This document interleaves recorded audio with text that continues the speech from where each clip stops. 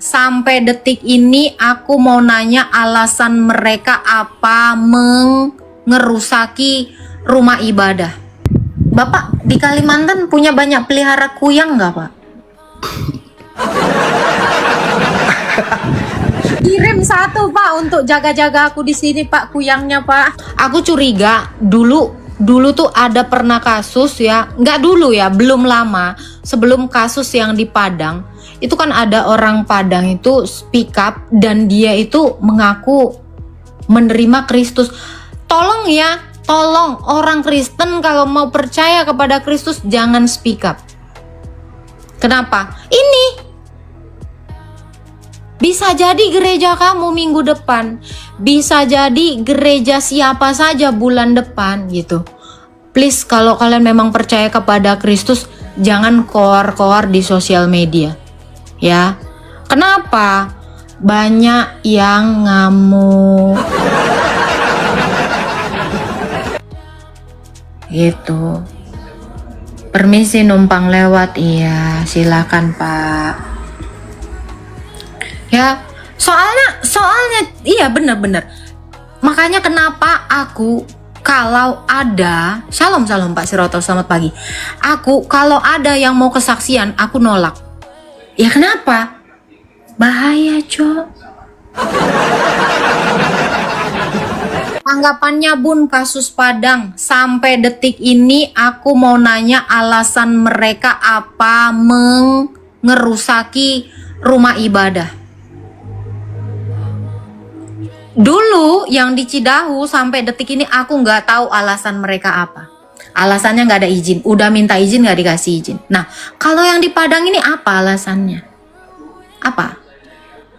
Nah, mungkin ya si Joy Street mungkin mau menjawab itu kasus di Padang itu.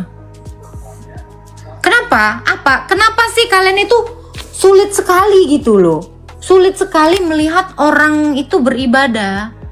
Kenapa? Memangnya minta ongkos kau?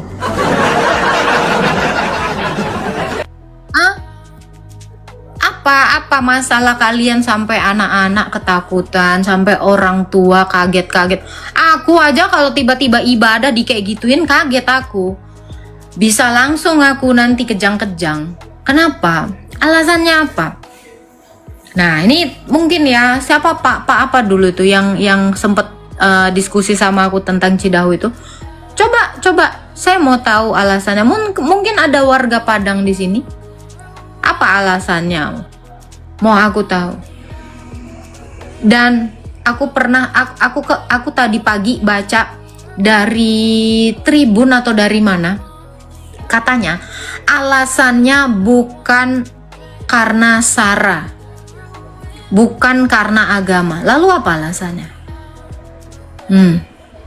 Sampai detik ini nggak tahu kita alasannya apa. Kesurupan nggak, itu waras semua kok. Saya yakin itu waras semua.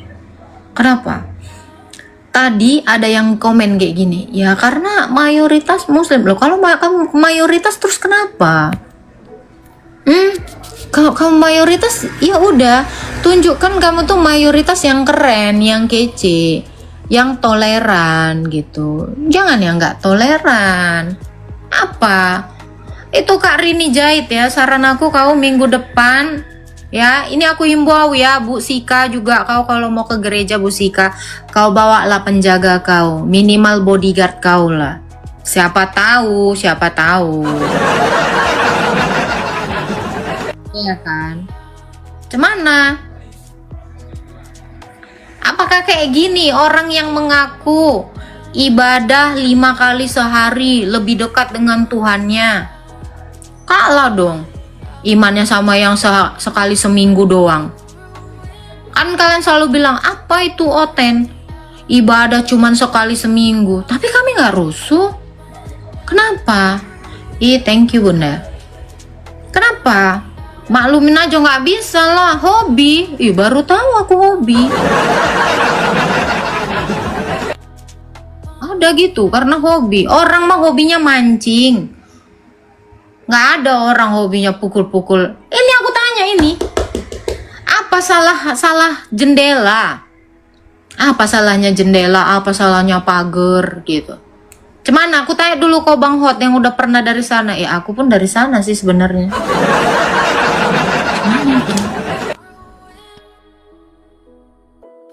Aku juga dari sana sih. Katanya salah paham Bun. Apa yang disalahpahami?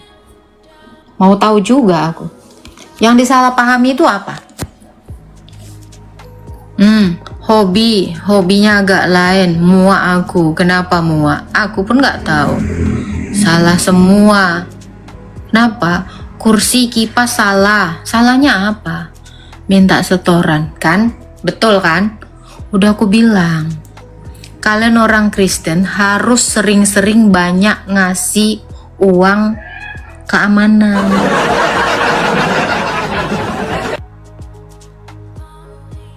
Bisa nggak sih orang Kristen itu ngasih itu banyak gitu loh. Kasih bawa lah entah apa. Biar tenang gitu. Ini aku curiga ini yang salah Oten ya. Kenapa lah kok nggak ngasih orang itu uang pelicin? Iya kan? Kenapa? Bentar dulu kunciran. Salah. Iya salah nggak bayar setoran suruh siapa?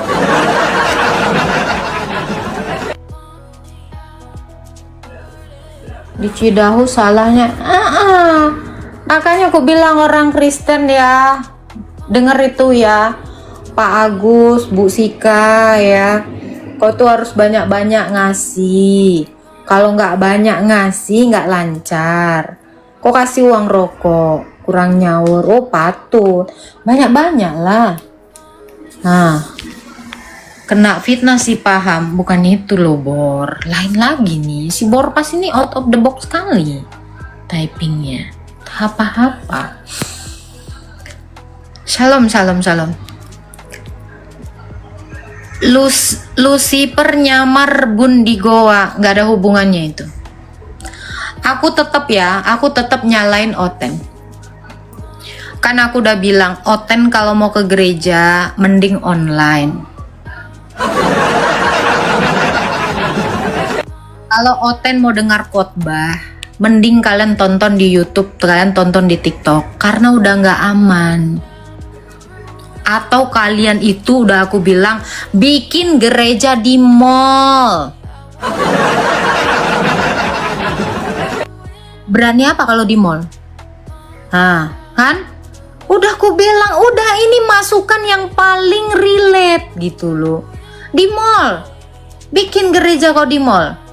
Jangan di tempat-tempat kayak gitu. Mahal Bun. Udah kalau online aja. Silap mata selesai kau. Bulat. Halo, excited. Shalom Kak. Shalom. Nah ini kenapa kau ini? Kemarin kena rusuh juga gerejamu? Enggak. Nah ini minggu depan ya gereja dia kalian. Gerejaku aman aja Kak. Di mall gerejamu kan? Enggak, aku. Masalahnya semua pendeta pengen bikin gereja sendiri. Iya bikin lah, tapi di mall. Udah aku bilang. Sekarang kalau nggak di mall nggak aman. Gimana lagi? Silakan Bang Excited. Apa yang mau ditanyakan atau apa yang mau ditanggapi? Ya, aku mau nanya sedikit aja sih Kak. Gini, tentang kehidupan setelah akhir zaman itu menurut Kristen gimana Kak? Setelah kehidupan akhir zaman, ini udah akhir zaman.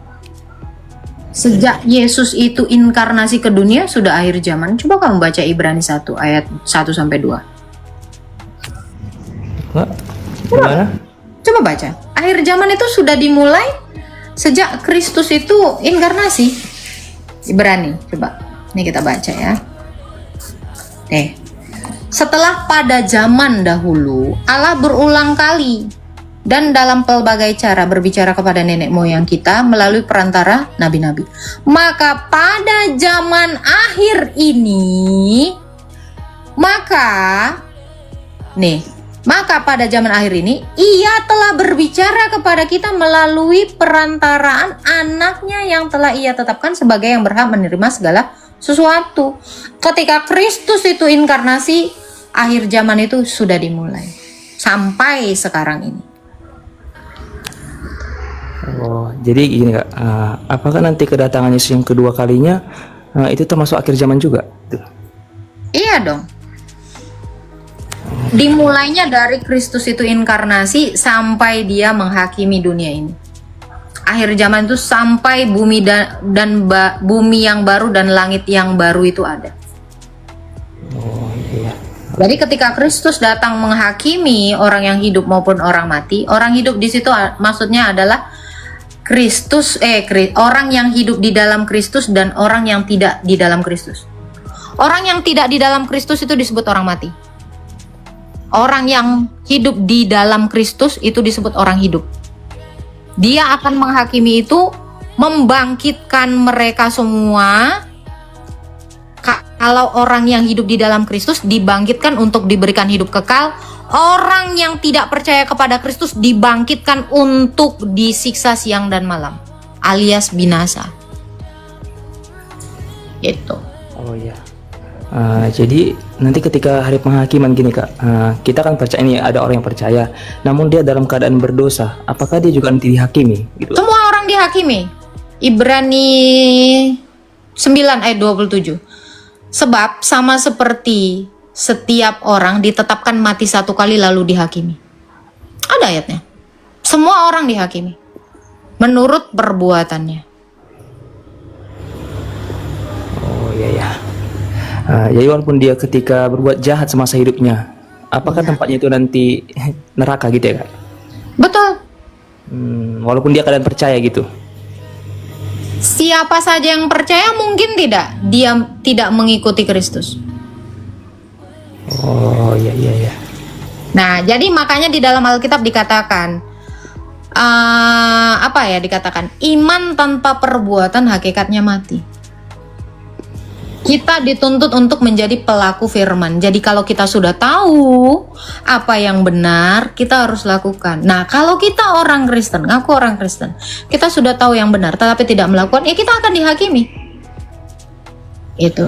Makanya Tuhan Yesus bilang, bukan setiap orang yang berseru kepadaku Tuhan, Tuhan yang masuk dalam kerajaan sorga, tetapi dia yang melakukan kehendak Bapa. Oke, mungkin itu aja sih Kak. Terima kasih atas penjelasannya ya.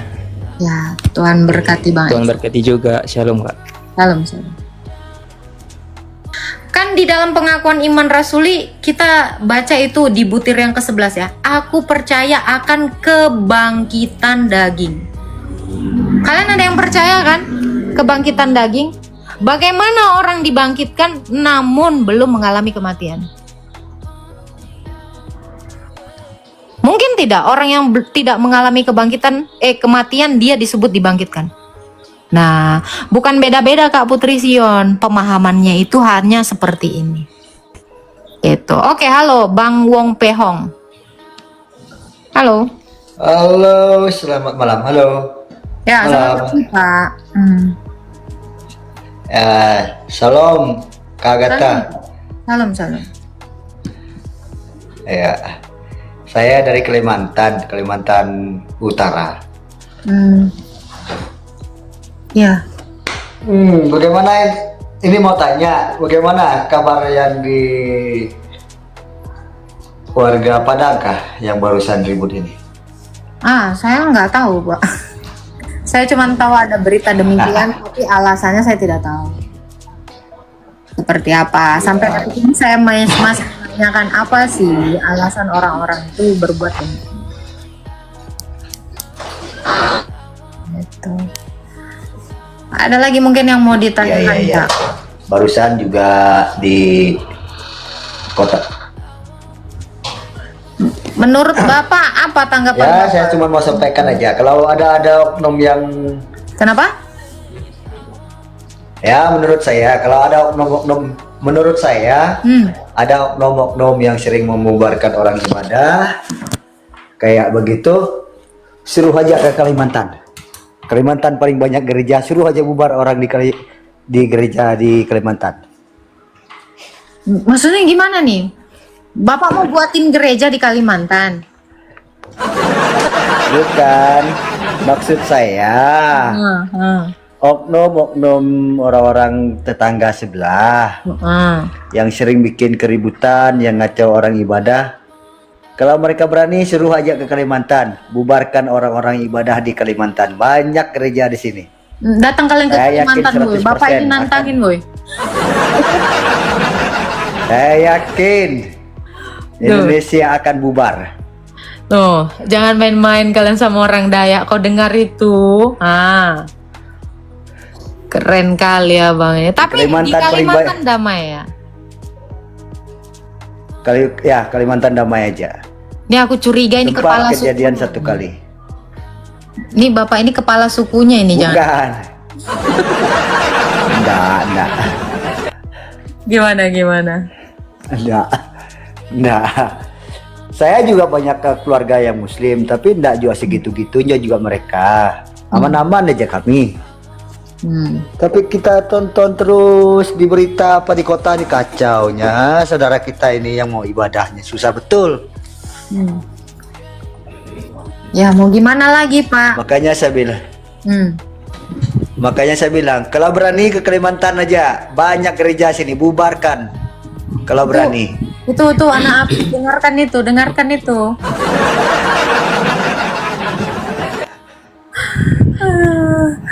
Oke. Di Kalimantan paling banyak gereja. Kalau berani bubarkan orang yang ibadah di gereja, saya jamin kacau nanti. Mantap. Iya, yang penting di Kalimantan tetap jaga kerukunan antar umat beragama ya Pak. Iya, kalau kami di Kalimantan sih masih aman-aman aja. Kan kasihan kita punya saudara-saudara ya. Negara kita kan wajib menganut agama sesuai kemauannya lah, pribadinya sendiri. Kok dipaksa begitu? Betul. Susah lah. Yang lainnya mau ibadah. Tapi di Kalimantan ada Ya, umat Muslim. banyak. Bahkan saudara saya sendiri aja ada 2 orang yang Muslim. Pak, Ada di kampung saya. Bapak di Kalimantan punya banyak pelihara kuyang nggak Pak? Kirim satu Pak untuk jaga-jaga aku di sini Pak, kuyangnya Pak.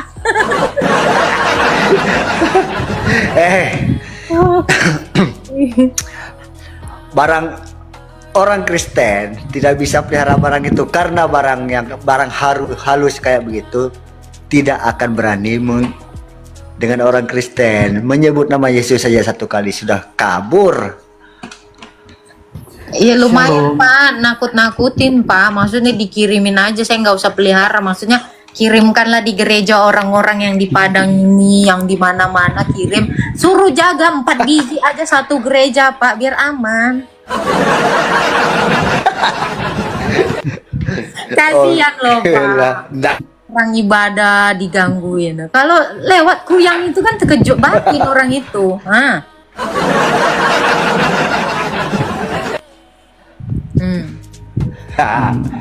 Itulah.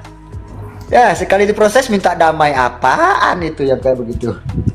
Terus memang nggak mau damai lah Pak. Kita orang Kristen harus damai-damai. Nggak boleh. Iya, damai-damai lah. Namanya sesama manusia kan ya saling maaf Ya. Tapi ya hukum kita tetap jalan lah. Jangan juga hukum itu dijalankan cuma sepihak sebelah aja.